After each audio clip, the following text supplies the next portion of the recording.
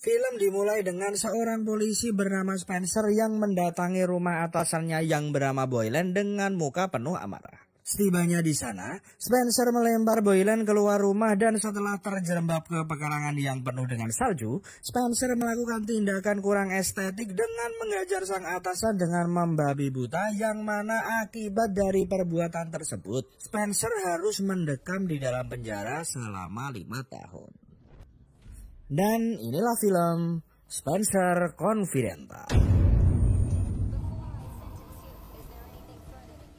5 tahun sudah dihabiskan Spencer untuk menjalani masa hukumannya dan kebetulan pada hari inilah hari terakhir untuk menghabiskan masa tahanannya. Squib dan beberapa tahanan pun nampak iri melihat Spencer yang hari ini akan bebas, kemudian mereka pun mulai mencari masalah. Bukannya menahan diri, Spencer meladeni 3 benih tersebut dengan cukup piawai. Walaupun Spencer sempat ditusuk oleh Squib, dia masih dapat selamat hingga perkelahian perpisahan tersebut berhenti setelah penjaga datang untuk membawa Spencer keluar dari penjara tersebut.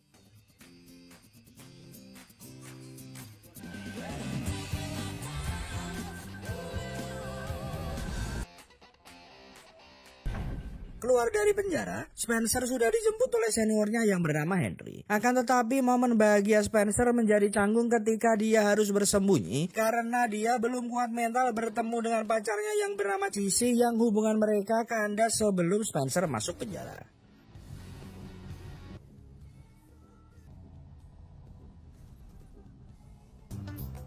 Sebelum mendapatkan tempat tinggal, Spencer akan tinggal di rumah Henry sementara waktu sembari mencari hunian yang layak untuk dirinya. Sesampainya di sana, Spencer mendapatkan kunjungan dari teman baiknya yang lain yang bernama Driscoll. Kemudian dia menjelaskan agar Spencer berhati-hati karena di sini masih banyak polisi lain yang dendam kepada Spencer karena telah mengajar atasannya.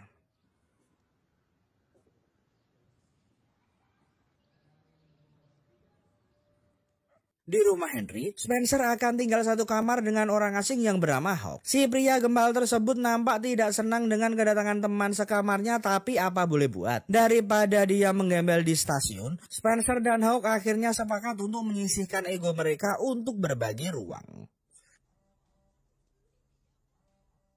Malam harinya, kita diperlihatkan petinggi polisi yang bernama Boylan yang sedang menelepon anaknya di mobil. Obrolan mereka harus sedikit terhenti karena ada telepon dari rekan kerja Boylan yang mengharuskan Boylan menuju ke titik yang diminta oleh temannya. Dan setelah sampai di lokasi, mobil Boylan tiba-tiba ditabrak oleh orang tidak dikenal, lalu Boylan dikeluarkan dari mobil dan ditumbangkan oleh orang yang tidak dikenal menggunakan senjata tajam.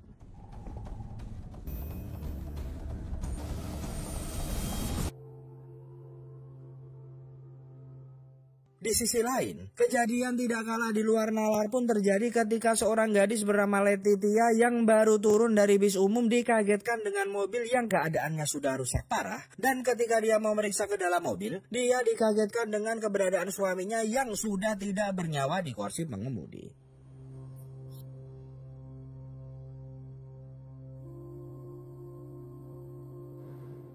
Pagi harinya, di tengah Spencer dan Hawk sedang berebut seledri di kulkas, mereka dikejutkan dengan berita kematian Boylan. Tidak sampai 2 menit mereka melihat berita tersebut, terdengar ketukan pintu kurang sopan di mana Spencer didatangi oleh Driscoll dan satu temannya untuk menginterogasi Spencer. Henry pun memberi alibi bahwa Spencer semalam ada di rumah dan tidak terlibat dalam pembunuhan Boylan. Dan setelah mendengar beberapa kalimat tambahan dari Spencer, Driscoll dan rekannya pun meninggalkan rumah tersebut.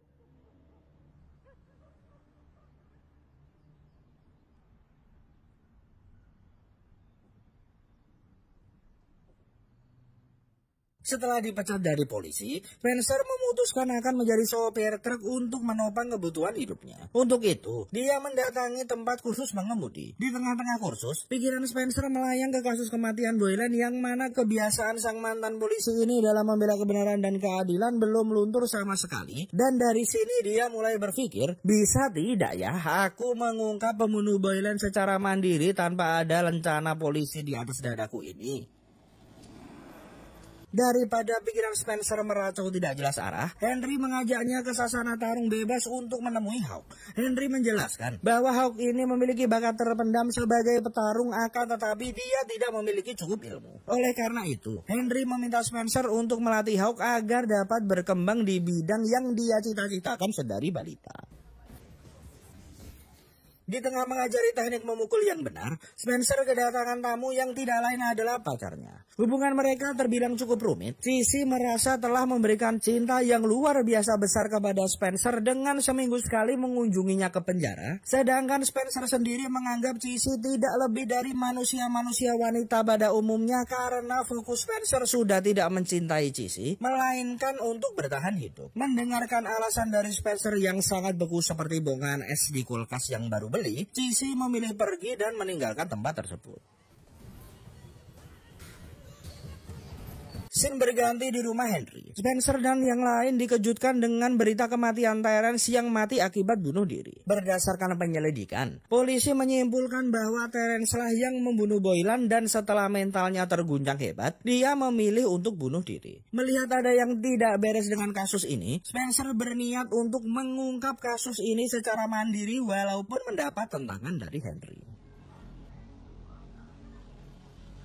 Singkat cerita, Spencer menemui Letitia yang sedang menjemput putranya. Di sana, Spencer memperkenalkan dirinya sebagai sahabat baik Terence dan memberikan beberapa pertanyaan sebagai langkah awal penyelidikan. Letitia mengungkapkan bahwa beberapa hari yang lalu pihak kepolisian menggerebek rumahnya. Di sana, polisi menemukan narkoba dan menuduhnya sebagai penyelundup narkoba. Selain itu, Letitia mengungkapkan malam sebelum suaminya ditemukan tidak bernyawa, Terence menemui pria yang bernama Scott Taylor di sebuah bar langganannya yang mana setelah mendengar hal tersebut, Spencer bergegas menuju ke bar yang dimaksud untuk mencari Scott Taylor.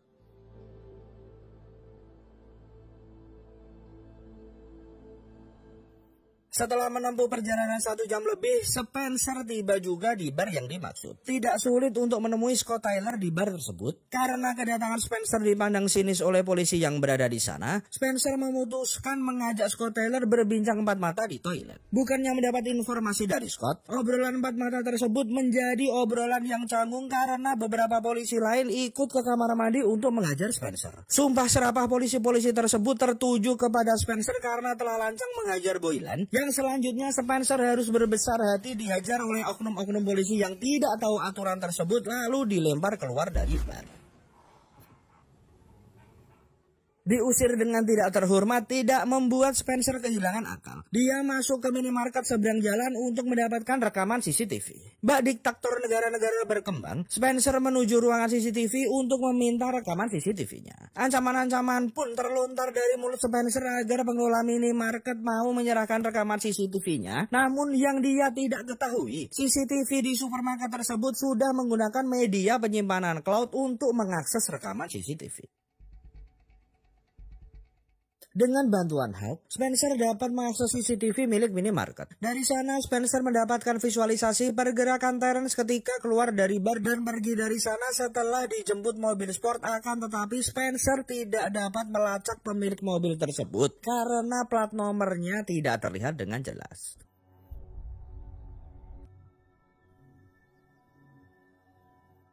Untuk mendapatkan petunjuk yang lebih jelas, Spencer kembali ke TKP Boylan yang tergolek kaku. Tidak mudah bagi orang pintar sekalipun untuk mencari petunjuk di TKP yang sudah dipasangi garis polisi, karena pasti barang yang berhubungan dengan kematian Boylan pasti sudah diamankan oleh pihak kepolisian. Akan tetapi, setelah menyisir inci demi inci lokasi tersebut, Spencer mendapatkan tusuk gigi yang Spencer duga kuat itu milik Driscoll.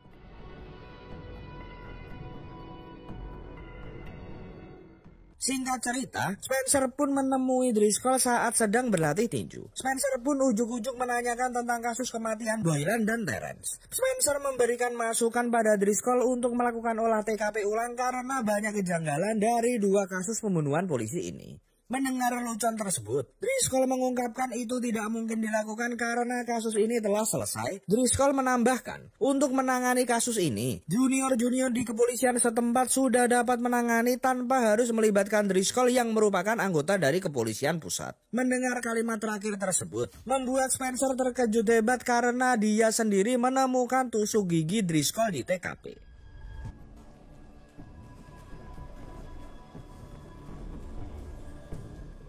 Tidak mau larut dengan pikirannya, Spencer memutuskan untuk kembali fokus menjalani harinya dengan melatih Hawk mengenalkan teknik-teknik dasar bertinju sembari dia melanjutkan kursus mengemudi truknya. Ya, walaupun di tengah kelasnya, Spencer masih mengutak-utik kasus kematian Boylan dan Teres untuk mencari pelaku sebenarnya.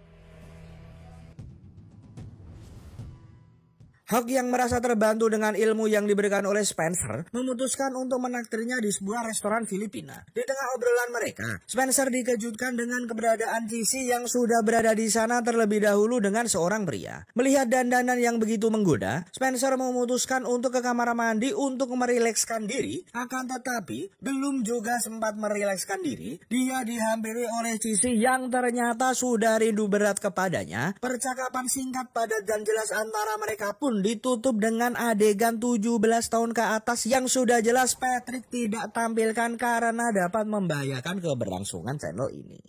Hehehe. Keluar dari restoran, Spencer tiba-tiba melihat mobil sport yang ada di CCTV yang selama ini dia cari. Tanpa mempedulikan keadaan sekitar, Spencer berusaha mengejar mobil tersebut. Dengan instingnya sebagai polisi, dia mampu memperpendek jarak dengan melewati rumah warga lokal. Akan tetapi, pengejaran Spencer harus terhenti karena dia harus berurusan dengan anjing penjaga yang mengamuk ketika tahu Spencer melintasi daerah teritorialnya.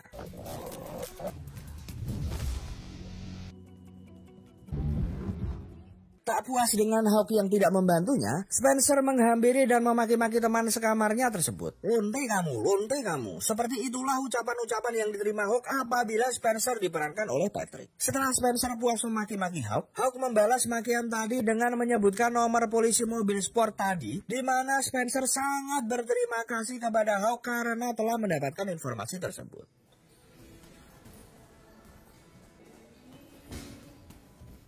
Berbekal nomor polisi yang didapatkan dari Hawk, Spencer menyatroni kantor Samsat untuk mengetahui detail dari pemilik mobil tersebut. Ancaman-ancaman pun Spencer lontarkan ke petugas di sana yang mana berkat lontaran-lontaran ucapan kotor tadi, Spencer berhasil mengenai mental sang polisi tersebut. Dengan begitu, dia dapat mudah mendapatkan informasi bahwa pemilik mobil tersebut bernama Charlie.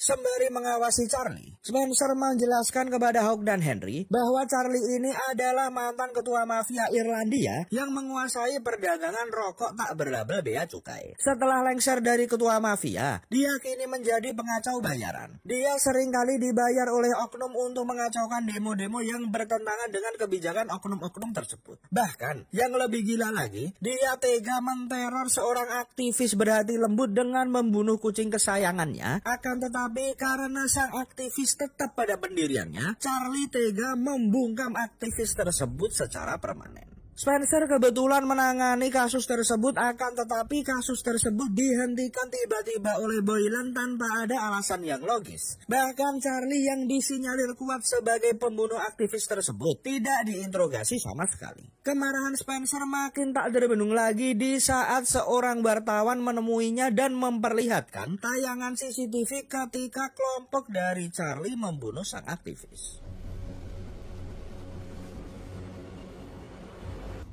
Yakin semua ini berkaitan dengan Boylan, Spencer pun ke rumah Boylan dengan kemarahan tingkat tinggi seperti di awal scene tadi, di mana Spencer langsung menyeret atasannya sendiri keluar dari rumah dan membogem tanpa ampun dengan sambil melontarkan kalimat-kalimat terdak moral. Penjelasan yang detail dari Spencer ternyata hanya ditangkap oleh Hawk tidak lebih dari 20%. Dia hanya memahami Charlie sudah tega membunuh Annabel, yang mana Hawk sebagai pencinta Annabel pun bereaksi dengan memecahkan ban dan menggambar mobil sport Charlie dengan siluet gambar kucing. Singkat cerita, Hawk dan Spencer membagi tugas untuk melacak aktivitas Charlie. Setelah mendapatkan kode dari Hawk, Spencer membuntuti Charlie yang sedang menuju ke sebuah taman. Di sana terjadi penyerahan uang dari Charlie ke oknum polisi, lalu oknum polisi tersebut pergi. Belum sempat tancap gas untuk membuntuti oknum tersebut, Spencer mendapati dua agen FBI yang sedang menyelidiki kasus yang sama. Setelah bincang-bincang tipis, Spencer pun diberi kartu nama sang agen FBI agar dapat berkomunikasi intens untuk mengungkap kasus ini. Spencer dan Hawk kembali bertemu untuk membahas kejadian hari ini. Hawk memiliki pandangan bahwa terbunuhnya Boylan adalah akibat dari sesuatu hal yang belum dimengerti. Mendengar penjelasan yang Patrick pun tidak tahu maksudnya, Spencer pun lalu menemui Squib di penjara. Spencer mencoba menggali informasi tentang siapa yang memerintahkan Squib untuk menghajarnya di hari terakhir dia mendekam di penjara. Karena tidak mau membocorkan rahasianya, Spencer pun memerintahkan Hawk untuk menggoda kekasihnya Squib. Melihat kondisi kekasihnya yang akan berpaling ke pangkuan Hawk, Squib mengatakan satu kata sebagai petunjuk, yaitu Wonderland. Dan berkat satu kata tersebut, kekasihnya dapat terlepas dari bayang-bayang Hawk.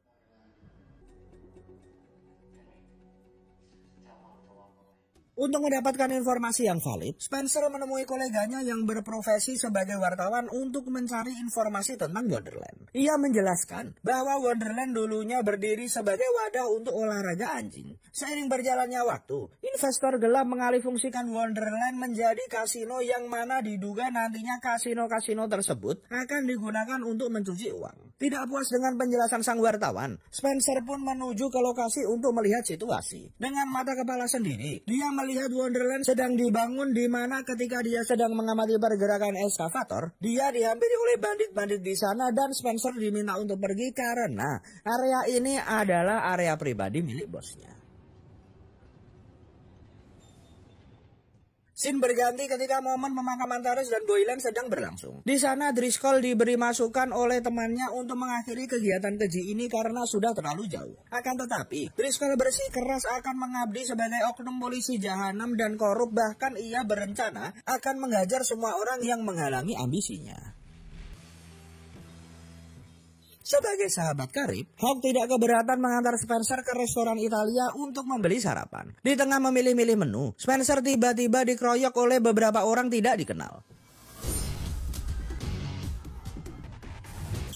Sudah jelas, Spencer kewalahan karena kalah jumlah, akan tetapi sebagai besti yang selalu ada di kala sulit, Hawk datang tepat waktu dengan menabrakkan mobilnya ke restoran dan mengajak Spencer kabur dari restoran tersebut.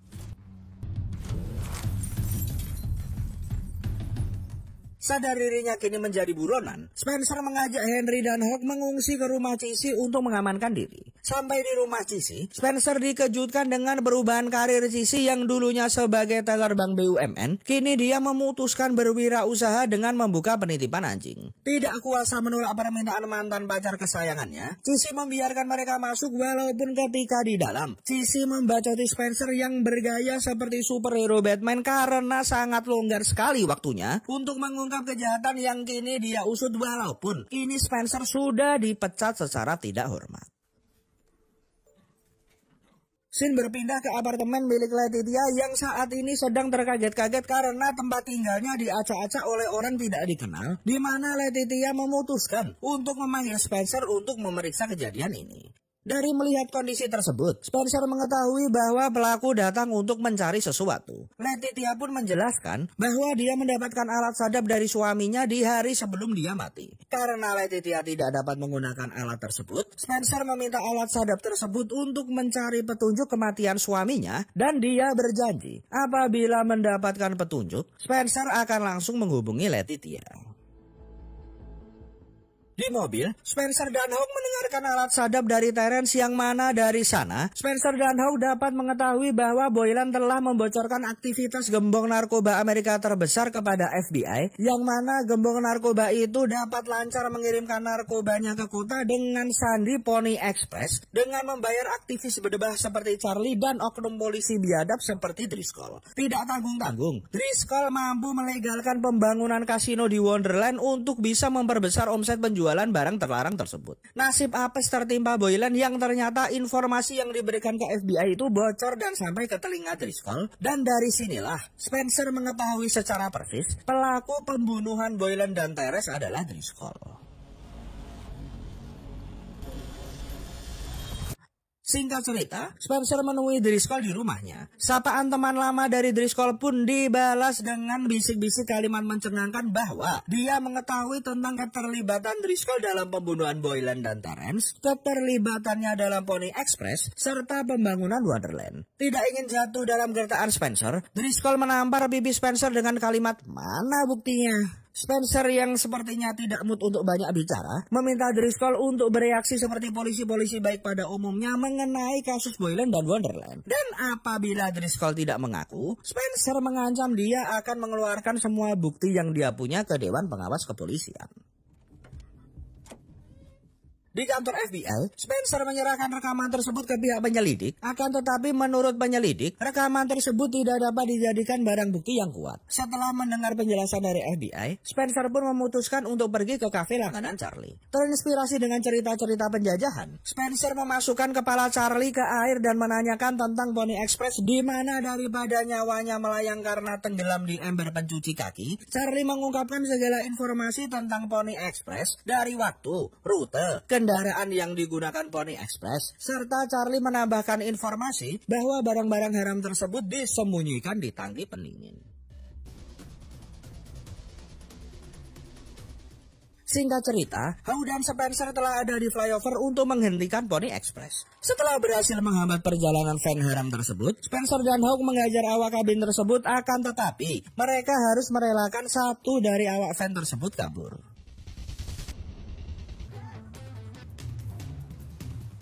Spencer dan Howe meminta bantuan wartawan untuk memviralkan barang bukti tersebut, akan tetapi wartawan menolaknya karena dia tidak sanggup apabila mempertaruhkan karirnya demi kasus ini. Tidak puas dengan jawaban sang wartawan, Spencer membawa van tersebut kembali ke rumah Cici. Lolongan anjing di sana pun membuat Cici keluar dan mencurigai Spencer membawa narkoba. Hal tersebut dapat dia ketahui karena anjing tersebut ternyata anjing spesialis pencari narkoba.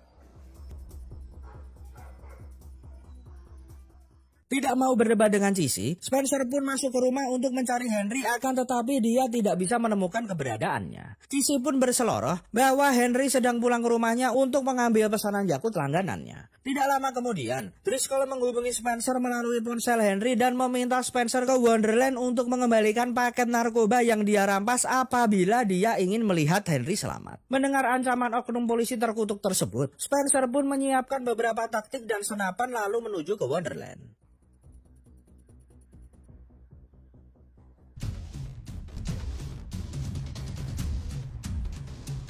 Di Wonderland, Driscoll dan seluruh kroninya telah siap menjamu kedatangan Spencer. Tak lama kemudian, sebuah mobil yang dikendarai oleh Cici mendekat dan menghampiri Henry untuk dibawa ke sisi jalan, yang setelahnya Driscoll dan kroninya dikejutkan dengan kedatangan truk Optimus Prime berkecepatan penuh langsung menabrak semua mobil yang ada di sana.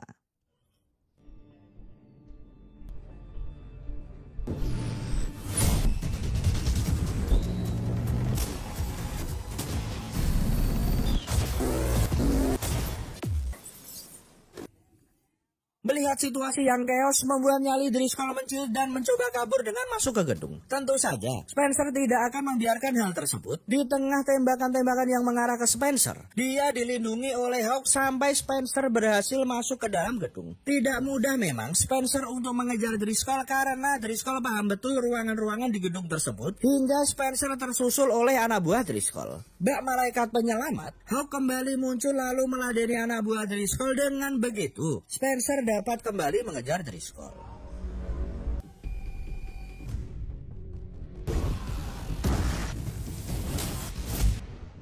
Di ujung ruangan, Spencer dan Driscoll pun akhirnya berhadapan. Spencer kali ini ingin mengakhiri pertarungan dengan tangan kosong, walaupun sebenarnya dengan pistol di tangan Spencer, Driscoll dapat lenyap dalam hitungan detik. Kemampuan bertarung mereka bisa dikatakan seimbang karena mereka tergabung dalam sasana tinju yang sama. Akan tetapi sifat kepercayaan tinggi Driscoll dapat beberapa kali membuat Spencer jatuh. Kalimat-kalimat bengis pun terlontar kembali dari mulut Driscoll dan bersesumbar, dia akan menyelesaikan pergelutan ini dengan menendang leher Spencer hingga tewas. Akan tetapi momen tersebut dapat dimanfaatkan Spencer untuk mematahkan kaki Driscoll, hingga Driscoll harus menerima pukulan-pukulan keadilan yang dilayangkan oleh Spencer.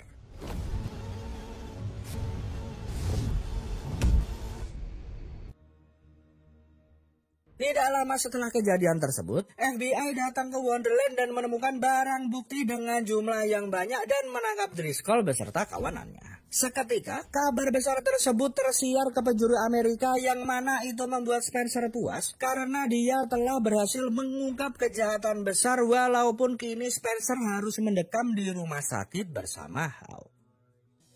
dan siampun.